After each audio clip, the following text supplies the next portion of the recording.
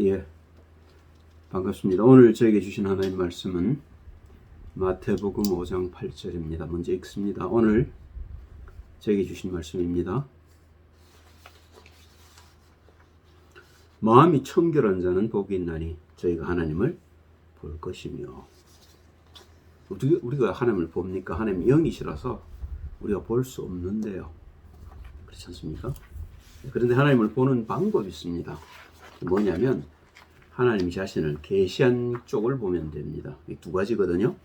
첫째가 뭐냐면 자연 계시입니다. 로마서 1장 20절을 보면 바울이 이걸 이렇게 써놨습니다. 창세로부터 그 보이지 아니하는 것들 곧 그의 영원하신 능력과 신성이 그 만드신 만물에 분명히 보여 알게 되나니 그러므로 저희가 핑계치 못할지니라. 우리가 우리 주변을 보면 하나님이 이 모든 것을 창조하셨다는 사실을 부정할 방법이 없습니다. 그렇잖아요. 그게 증거란 말입니다. 두 번째 주신 것이 있는데 그게 말씀입니다. 성경입니다. 잠언 4장 20절 23절은 이렇게 얘기를 하고 있습니다. 내 아들아 내 말에 주의하며 나의 이런 것에 내 귀를 기울이라. 그것을 네 눈에서 떠나게 말며 네 마음속에 지키라. 그것은 얻는 자에게 생명이 되며 그 온 육체의 건강이 됨이니라. 무릇 지킬 만한 것보다 더욱 네 마음을 지키라.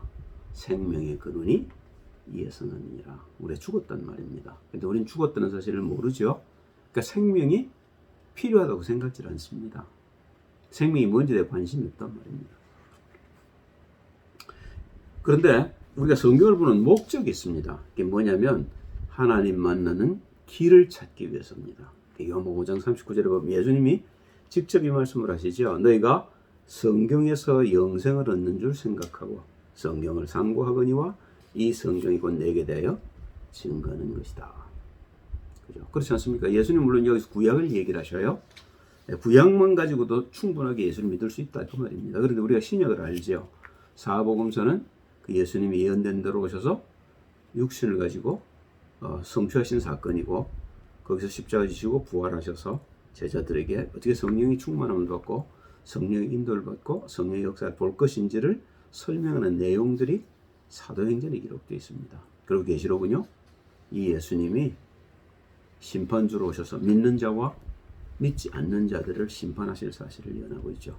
성경 전체가 우리가 아는 구약 신약을 합쳐서 예수 그리스도에 대한 이야기란 말입니다. 왜 그게 중요하냐면 그리스도 예수만이 우리가 하나님을 만날 수 있는 길이 되기 때문에 그렇단 말입니다. 달리 하나님이 우리에게 자신을 만날 수 있는 방법을 주신 적이 없습니다. 요한복음 3장 3절 8절을 한번 읽어보겠습니다. 예수님이 아주 기가 막힌 비유를 말하고 계셔요. 예수께서 대답하여 가라사대 니고데모에게 하는 말이죠. 진실로 진실로 네게 이르노니 사람이 거듭나지 아니하면 하나님 나라를 볼 수 없느니라.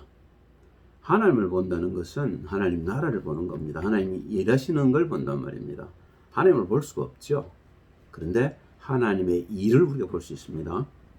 니고데모가 가로되 사람이 늙으면 어떻게 날 수 있었나이까? 생명에 대한 오해가 있는 거죠. 두 번째 모태 들어갔다가 날 수 있습니까? 예수께서 대답하시되 진실로 진실로 네게 이르노니 사람이 물과 성령으로 나지 아니하면 하나님 나라에 들어갈 수 없느니라.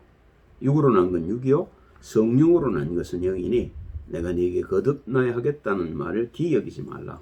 바람이 임의로 불매 네가 그 소리를 들어 어디서 어디로 가는지 알지 못하나니 성령으로 난 사람은 다 이러니라.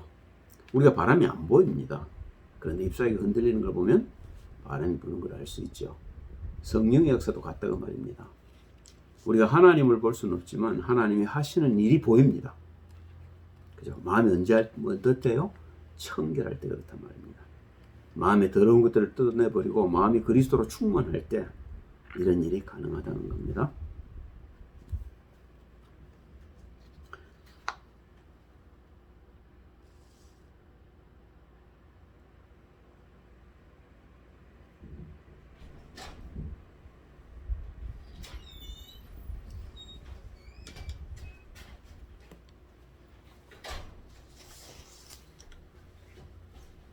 본래 하나님이 어떻게 인간을 창조하셨는지 살펴보겠습니다. 창세기 1장 26절에서 28절이지요. 어서 오셔요. 하나님이 가라사대 우리의 형상을 따라 우리의 모양대로 우리가 사람을 만들고 그로 바다의 고기와 공중의 새와 육축과 온 땅과 땅에 기는 모든 것을 다스리게 하자 하시고 하나님이 자기 형상 곧 하나님의 형상대로 사람을 창조하시되 남자와 여자를 창조하시고 하나님이 그들에게 복을 주시며 그들에게 이르시되 생육하고 번성하여 땅에 충만하라 땅을 정복하라 바다의 고기와 공중의 새와 땅에 움직이는 모든 생물을 다스리라 하시니라. 그렇죠? 그런데 그 조건이 있습니다. 그 조건이 뭐냐면 언약 안에 거한단 말입니다. 거기 창세기 2장 15절에서 17절이죠. 여호와 하나님이 그 사람을 이끌어 에덴 동산에 두사 그것을 다스리며 지키게 하시고 여호와 하나님이 그 사람에게 명하여 가라사대 동산 각종 나무의 실과는 네가 임의로 먹되 선악을 알게 하는 나무의 실과는 먹지 말라. 네가 먹는 날에는 정령 죽으리라 하시니라. 근데 사실 이브와 아담이 선악과를 따먹고 안 죽지 않습니까? 우리가 아는 죽음은 아니란 말입니다. 그 말은요, 영적으로 죽었다는 말입니다. 그런데 이브가 자기가 죽은 줄 알면서도 남편을 속여서 남편을 죽게 만들죠. 이미 마귀에게 잡혔단 말입니다. 창세기 3장 4절에서 6절을 봅니다. 믿음이라는 건 그렇습니다. 우리가 시험받지 않는 믿음은 없는 거죠. 그래서 우리에게 불같은 시험을 주시는 겁니다. 시험이 없는데 우리가 믿음을 어떻게 증명할 수 있냐 말입니다. 시험이 왔을 때 그 불같은 시련을 이겨낼 믿음이 우리에게 있는지를 확증하기 위해서 하나님이 허락하시는 것이 시련이란 말입니다. 당연히 이브에게도 마귀가 꼬기로 오죠. 당연한 꼬임인 겁니다. 이것은요. 3장 4절 6절입니다. 뱀이 여자에게 이르되 너희가 결코 죽지 아니하리라. 내가 그것을 먹는 날에는 너희 눈이 밝아 하나님과 같이 되어 선악을 할 줄을 하나님이 아심이니라. 여자가 그 나무를 본즉 먹음직도 하고 보암직도 하고 하나님처럼 된다니까요. 그럼 뭐 하나님하고 매여 살 필요도 없고 나 따로 내가 하나님처럼 살면 되니까요. 예, 그래서 여자가 그 실과를 따먹고 자기와 함께 남편을 주며 그도 먹으자. 나중에 예수님 하나님 물으시잖아요. 이브야 너 왜 그랬니? 뱀에게 속았습니다. 알았단 말입니다. 그런데 남편을 속여서 남편을 죽입니다. 그래서 여자에 대해서 조금 낮춰서 말하는 경향이 성경을 보면 그런 이유 때문인 것 같아요. 창세기 6장 5절 7절을 보면 그 결과입니다. 여호와께서 사람의 죄악이 세상에 관영함과 그 마음의 생각의 모든 계획이 항상 악할 뿐임을 보시고 항상 악하단 말입니다. 우리 속엔 선이 없단 말입니다. 의인은 없나니 하나도 없다는 말이 이런 말이란 말입니다. 왜요? 우리가 모두 마귀에게 잡혀버렸단 말입니다. 땅 위에 사람 지으셨음을 한탄하사 마음에 근심하시고 가라사대 나의 창조한 사람을 내가 지면에서 쓸어버리되 사람으로부터 육축과 기는 것과 공중의 새까지 그리하리니 이는 내가 그것을 지었음을 한탄함이라 하시니라. 그런데 보셔요. 8절에 보니까 노아는 여호와께 은혜를 입었더라. 하나님이 피할 길을 내놓으시고 멸망시킨다는 말입니다. 그래서 에스겔서 36장 24절 27절을 보니까 하나님이 우리에게 새 언약을 주시겠다고 약속하시죠. 내가 너희를 열국 중에서 취하여 내고 열국 중에서 모아 데리고 고토에 들어가서 맑은 물로 너희에게 뿌려서 가나안입니다. 너희로 정결케 하되 곧 너희 모든 더러운 곳에서와 모든 우상을 섬기면서 너희를 정결케 할 것이며 또 새 영을 너희 속에 두고 새 마음을 너희에게 주되 너희 육신에게서 굳은 마음을 제하고 부드러운 마음을 줄 것이며 또 내 신을 너희 속에 두어 너희로 내 율례를 행하게 하리니 너희가 내 규례를 지켜 행할지라. 두 가지입니다. 예수님이 부활하셔서 하신 말씀도 마찬가지지만 성령 충만과 언약 전달했습니다. 이게 하나님 소원이란 말입니다. 그래서 하나님이 범죄한 아담과 이브에게 처음 주신 약속, 두 번째 주신 약속이 창세기 3장 15절이죠. 내가 너로 여자와 원수가 되게 하고 너의 후손도 여자의 후손과 원수가 되게 하리니 여자의 후손은 네 머리를 상하게 할 것이요 너는 그의 발꿈치를 상하게 할 것이니라 하시고 이걸 우리가 원시복음이라고 그러죠. 살 길을 주신 겁니다. 죽은 아담과 이브에게. 요한복음 2장 23절 24절을 보면 예수님이 이 땅에 오셔서 사람에 대해서 하시는 말씀입니다. 6월절에 예수께서 예루살렘에 계시니 많은 사람이 그 행하시는 표적을 보고 그 이름을 믿었으나 예수는 그 몸을 저에게 의탁지 아니하셨으니 이는 친히 모든 사람을 아시며 또 친히 사람의 속에 있는 것을 아심으로 사람에 대하여 아무의 증거도 받으실 필요가 없습니다. 요걸 조금 더 구체적으로 요한복음 8장 44절에 하나님의 말씀을 지키면 구원받는다고 생각했던 바리새인들에게 하는 말씀입니다. 너희는 너희 아비 마귀에게서 났으니. 그죠? 배경이 다르다 말입니다. 너희 아비의 욕심을 너희도 행하고자 하느니라. 저는 처음부터 살인한 자요 진리가 그 속에 없으므로 진리에 서지 못하고 거짓을 말할 때마다 제 것으로 말하느니 이는 저가 거짓말장이요 거짓의 아비가 되었습니다. 그죠? 우린 진리 속에 살도록 만들어진 겁니다. 그런데 거짓에게 잡혀서 거짓의 종노릇을 산단 말입니다. 거짓을 아비처럼 여기고 거짓이 시키는 대로 거짓을 행하며 산단 말입니다. 그래서 주신 게 율법입니다. 마태복음 15장 18절 20절을 보면 구체적으로 어떤 게 불의한 것인지 마귀가 하는 일이 어떤 건지 보여주셔요. 입에서 나오는 것들은 마음에서 나오나니. 그렇죠?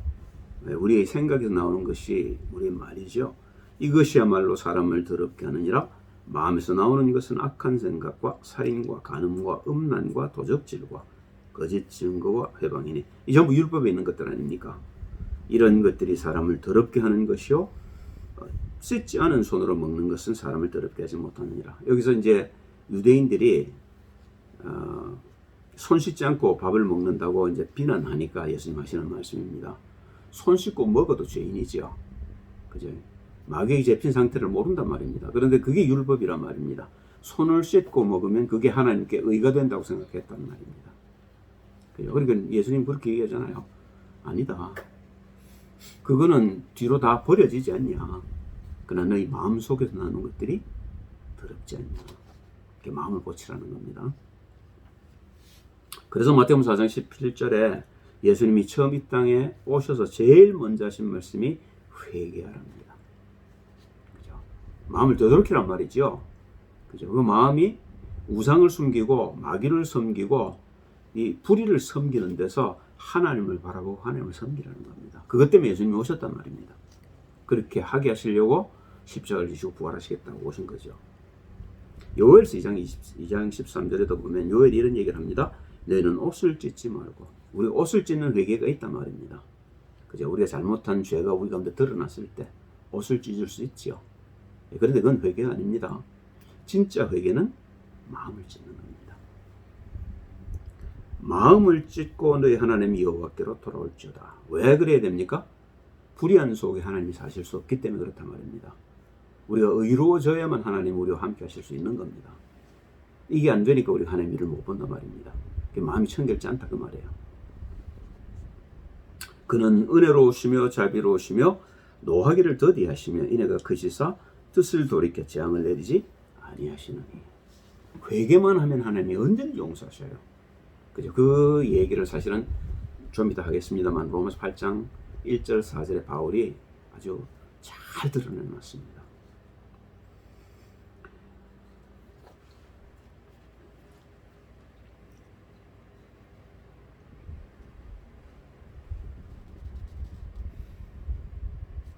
제 마음을 찢는 방법으로 주신 것이 그리스도의 십자가와 부활입니다.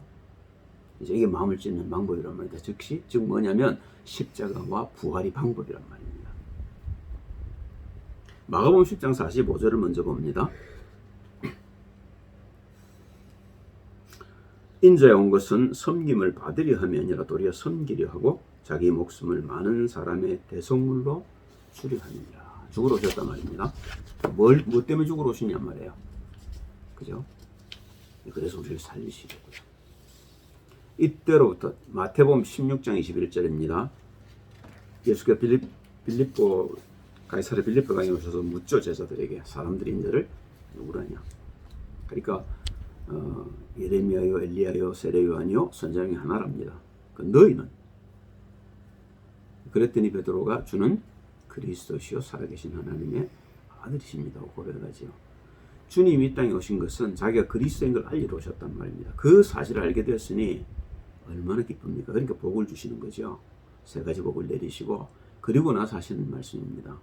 21절에 이때로부터 예수 그리스도께서 자기가 예루살렘에 올라가 장로들과 대제사장들과 서기관들에게 많은 고난을 받고 죽임을 당하고 제3일에 살아나야 할 것을 제자들에게 비로소 가르치시니. 그러니까 십자가와 죽음을 하기 위해서 이 땅에 오신 겁니다. 그 얘기를 십자가 지기 전에 미리 제자들에게 얘기를 하셔요. 그것도 여러 번 얘기를 하셔요. 그런데 아무도 이 얘기를 귀담아 두질 않습니다.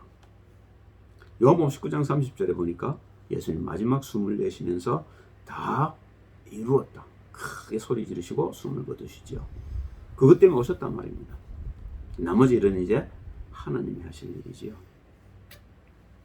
로마서 8장 3절 4절에 보면 우리가 죽어야 될 이유에 대해서 바울이 이렇게 적고 있습니다. 율법이 육신으로 말미암아 연약할 수 없는 그것을 하나님이 하시나니 곧 죄를 인하여 자기 아들을 죄 있는 육신의 모양으로 보내어 육신의 죄를 정하사 육신을 좇지 않고 그 영을 좇아 행하는 우리에게 율법의 요구를 이루어지게 하려 하십니다.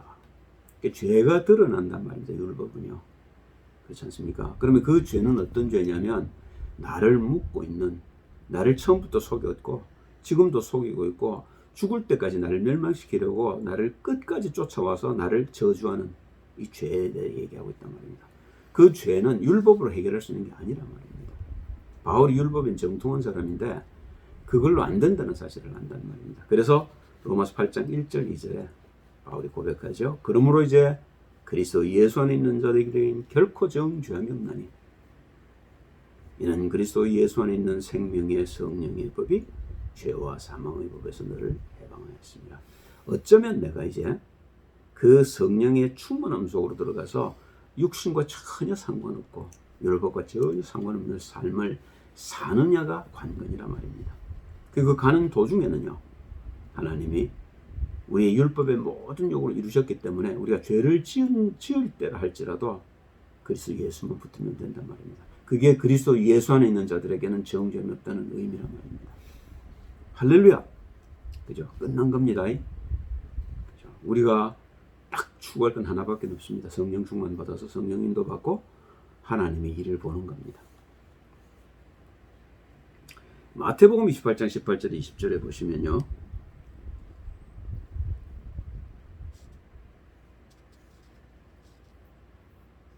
결론입니다. 두 가지를 얘기를 하시죠. 예수께서 나와 일러 가라사대 부활하셔서 하시는 말씀입니다. 하늘과 땅의 모든 권세를 내게 주셨으니 그러므로 너희는 가서 모든 족속으로 제자를 삼아 아버지 아들과 성령의 이름으로 세례를 주고 성령 세례입니다. 내가 너에게 분부한 모든 것을 가르쳐 지키게 하라. 볼지어다 내가 세상 끝날까지 너희와 항상 함께 있으리라 하시니라. 두 가지입니다. 하나는 언약 전달이고 하나는 성령 충만이란 말입니다. 그죠? 이걸 한 번 더 강조를 하셔요. 이제 사도행전 1장 3절에서 8절입니다. 해 받으신 후에 또한 저에게 확실한 많은 증거로 친히 사심을 나타내사 40일 동안 저에게 보이시며 하나님 나라의 일을 말씀하시니라. 사도와 같이 모이사 저에게 분부하여 가라사대 예루살렘을 떠나지 말고 내게 들은 아버지의 약속하신 것을 기다리라. 이거는 물로 세례를 베풀었으나 너희는 몇 날에 못되어 성령으로 세례를 받으리라 하셨느니라. 제가 모였을 때 예수께 묻자고 가로되 주께서 이스라엘 나라를 회복하심이 이때니까 하니 가라사대 때와 기한은 아버지께서 자기의 권한에 두셨으니 너희 알 바 아니요 오직 성령이 너희에게 마시면 너희가 권능을 받고 예루살렘과 온 유대와 사마리아와 땅끝까지 이르러 내 증인이 되리라 하시니라. 그렇죠? 자, 이 약속을 쥐고 이제 베드로가 아무리 해도 안 되던 거 아닙니까? 그런데 이 약속을 쥐고 열흘 동안 기도합니다. 이게 사도행전 1장 14절이죠. 여자들과 예수의 모친 마리아와 예수의 아우들로 더불어 마음을 같이하여 전혀 기도에 힘쓰니라. 집중했단 말입니다. 이 굉장히 중요한 겁니다. 그죠? 우리가 생명을 얻는 방법이 거기 있습니다. 집중입니다. 사도행전 2장 1절 47절에 보면 드디어 이제 하나님의 일이 보이기 시작하죠. 좀 길긴 합니다만은 워낙 중요하기 때문에 제가 처음부터 끝까지 읽으렵니다.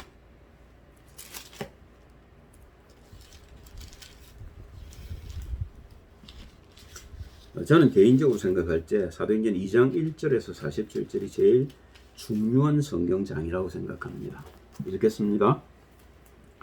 오순절날이 이미 이르매 저희가 다 같이 한 곳에 모였더니 호련히 하늘로부터 급하고 강한 바람 같은 소리가 있어 저희 앉은 온 집에 가득하며 불에 혀같이 갈라지는 것이 저에게 보여 각 사람 위에 임하여 있더니 저희가 다 성령의 충만함을 받고 성령이 말하게 하심을 따라 다른 방언으로 말하기를 시작하니라.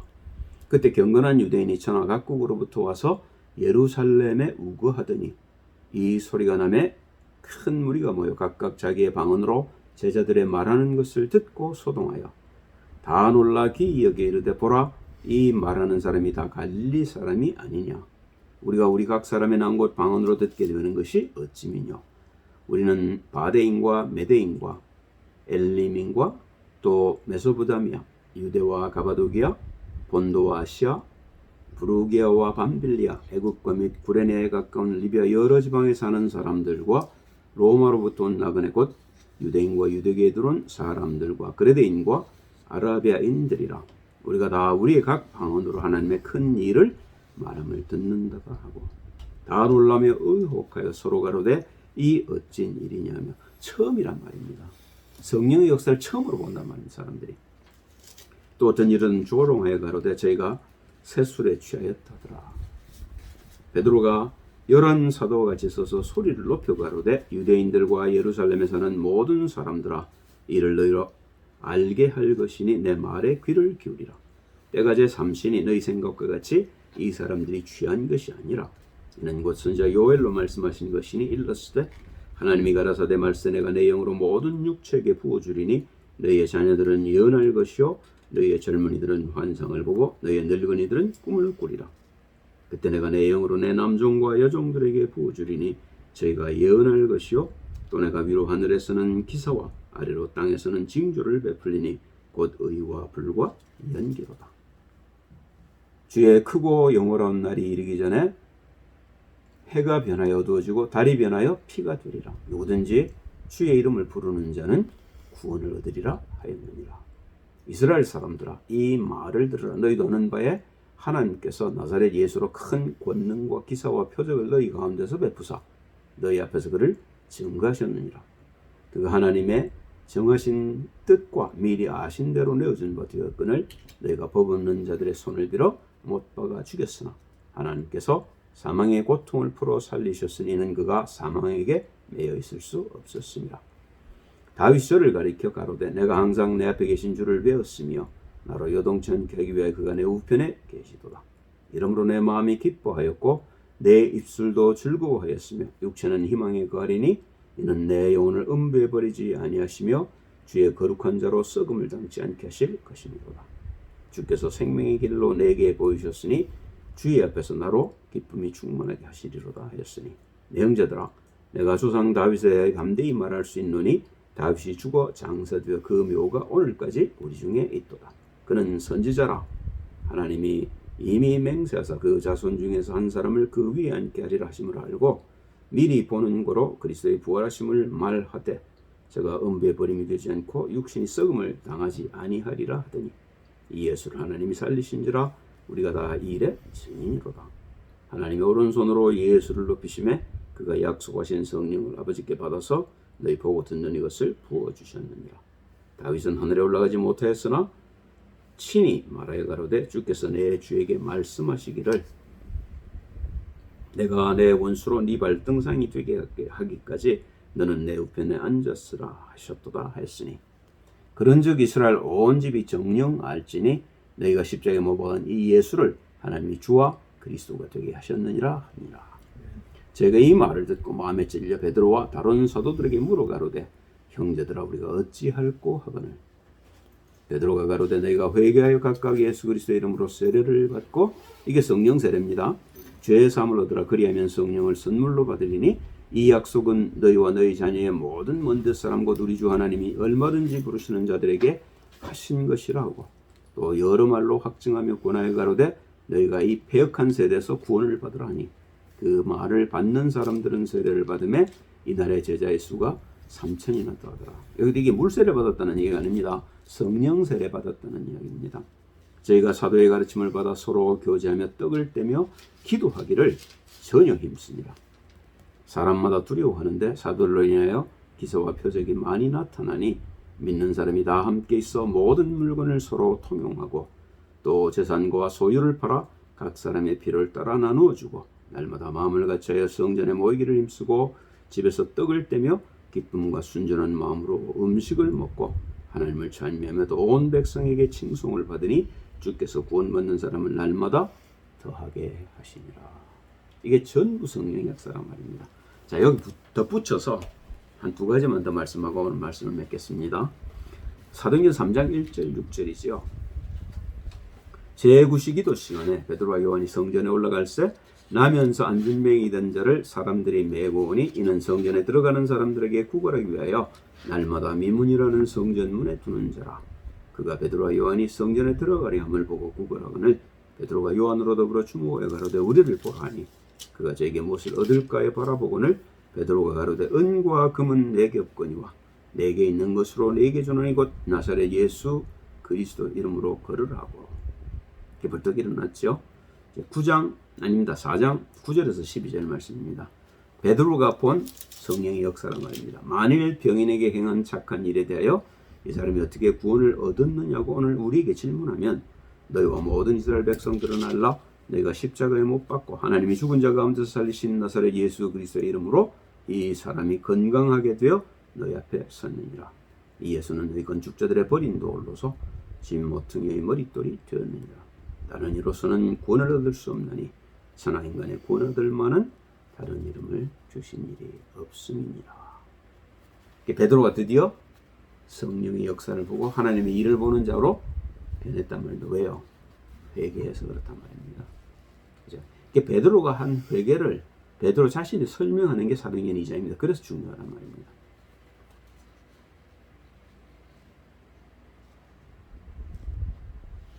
베드로가 마음의 찢는 회개를 통해 하나님의 일을 본 증인이 된 것처럼 하나님은 여러분과 제가 베드로처럼 거듭나기를 원하셔요. 마음이 청결해서 하나님을 보기를 원하신단 말입니다. 그럼 우리가 하나님 따라가기가 쉽잖아요. 뭐 하나님 하시는 일이 보이는데요. 그렇죠. 그것 때문에 그리스도 예수를 보내셨고 그 예수 그것 때문에 십자가 지셨고 부활하셨고요. 그분이 지금 여러분과 제 안에 계시단 말입니다. 어떻게 하면 내가 그분의 인도를 받는지 이제 내가 성경 안에서 진리 안에서 답을 찾으면 그 안에서 내가 자유하는 날이 온단 말입니다. 기도하겠습니다. 하나님께 감사드립니다. 그리스도 예수를 통해 하나님을 만나 동행할 길을 열어주신 것을 감사합니다. 의에 줄이고 목마른 마음을 허락하셔서 진리를 알게 하옵소서. 그리스도의 희생이 헛되지 않아 하나님의 영광을 드러내는 삶을 살게 하옵소서. 예수 그리스도 이름으로 기도합니다. 아멘.